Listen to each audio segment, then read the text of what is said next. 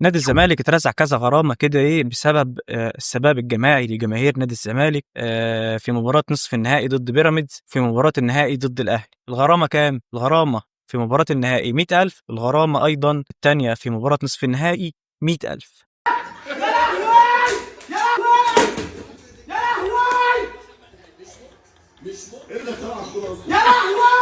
أيضا اللاعب خوان ألفينا لاعب نادي الزمالك اتغرم غرامة قيمتها 50,000 جنيه بسبب عدم التزام اللاعب لبروتوكول الخاص بمراسم التتويج.